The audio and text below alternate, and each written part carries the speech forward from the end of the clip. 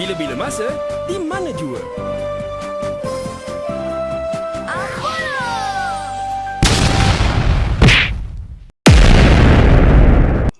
Baik, hari ini kita mempunyai satu isu literasi yang sungguh menarik untuk dibincangkan. Isu literasi ini berlaku pada pelajar tahun 2. Isu ini sangat unik kerana pelajar ni dia sangat fasih dalam membaca, namun gagal untuk memahami makna ataupun makna perenggan yang dibaca. Baik, secara teorinya pelajar ini kuat daripada kemahiran mekanis, namun gagal dalam semantik dan makna. Jadi mari kita dengarkan perbincangan daripada rakan-rakan. Okey, baiklah. Saya akan menganalisis dulu masalah pelajar ini dari peringkat literasi murid ni.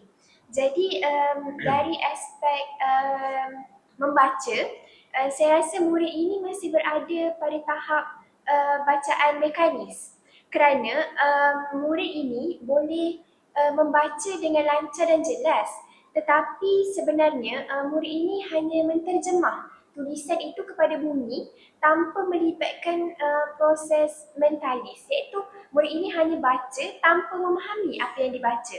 Dan seterusnya bagi literasi menulis pula, murid ini pun masih berada pada peringkat mekanis juga, kerana beliau ini sudah mahir peringkat pramenulis kerana boleh memegang pensel dan menyalin teks tu dengan betul, tetapi murid ini masih tidak mahir peringkat mentalis ataupun pelahiran kerana beliau masih belum mampu menterjemah pemikiran atau idea dia sendiri ke dalam bentuk struktur ayat yang bermakna. Jadi itu pandangan saya terhadap tahap literasi murid ini. Terima kasih Saudara Fatin. Dari segi penelitian saya pula, masalah utama yang terdapat dalam pelajar ini, isu besarnya ialah kegagalan pelajar ini mengaitkan simbol dengan makna. Maksudnya berlaku lompang ataupun jurang antara kemahiran teknikal pelajar ini dengan kefahaman kognitif beliau sendiri. Jadinya murid ini ibaratnya membaca secara robotik. Dia di mana maklumat yang dibaca tidak dapat diproses menjadi image visual dalam mindanya. Maksudnya dalam arti kata lain, beliau cuma membaca semata-mata tetapi tidak mampu membayangnya ataupun membuat orang kata image visual. Dan kesan daripada itu, kosakata produktif murid ini menjadi sangat terhad kerana beliau mungkin tahu untuk menyebut perkataan tersebut tetapi dia tidak faham fungsinya dalam ayat.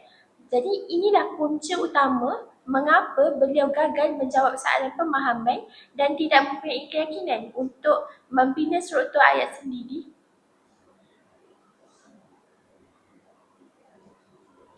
Kerana ketiadaan asas kosakata yang kukuh. Itulah pendapat saya. Penerangan yang sangat baik, Aida.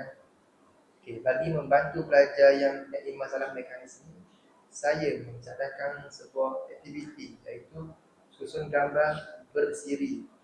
Okay, antara bahan bantu mengajarnya adalah satu set gambar berkronologi tanpa teks. Okay. Dalam aktiviti ini, murid akan dipaksa berfikir secara logik, pergi menyusun jalan cerita berdasarkan visual tersebut. Setelah murid berjaya menyusun ayat tersebut dengan lengkap, guru pula akan membimbing untuk bercerita secara lisan. Jadi ini sangat berkesan untuk membina jambatan antara pemahaman visual iaitu gambar dan dari segi kemahiran membina ayat.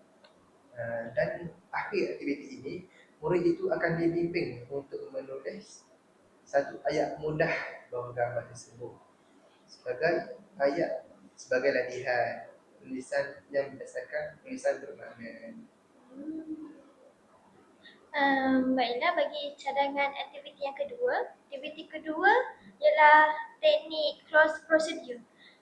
yang menggunakan papan ayat bocor. Guru akan menyediakan beberapa ayat pendek yang telah dibaca. Namun, kata kunci utamanya dikosongkan. Murid perlu memilihkan perkataan yang paling tepat untuk melengkapkan ayat tersebut. Aktiviti ini sangat efektif untuk melatih kemahiran diskriminasi makna, di mana murid belajar bahawa setiap perkataan mempunyai fungsi khusus dalam memberikan makna kepada keseluruhan ayat. Baik, terima kasih semua atas cadangan dan idea yang sungguh cemerlang, gemilang dan terbilang. Sebagai rumusan, isu murid ini membuktikan bahawa kemahiran bukan sahaja sekadar membunyikan huruf. Seperti yang dijelaskan oleh rakan-rakan sebentar tadi, masalah mekanis dalam membaca dan menulis perlu diatasi dengan mengukuhkan aspek kognitif dan semantik murid melalui pendekatan visual daripada gambar, bersiri dan pengukuhan konteks melalui teknik gloss procedure. Kita dapat membantu murid ini beralih daripada sekadar pandai sebut kepada pandai faham. Baik, itu sahaja daripada kita hari ini. Sekian, terima kasih.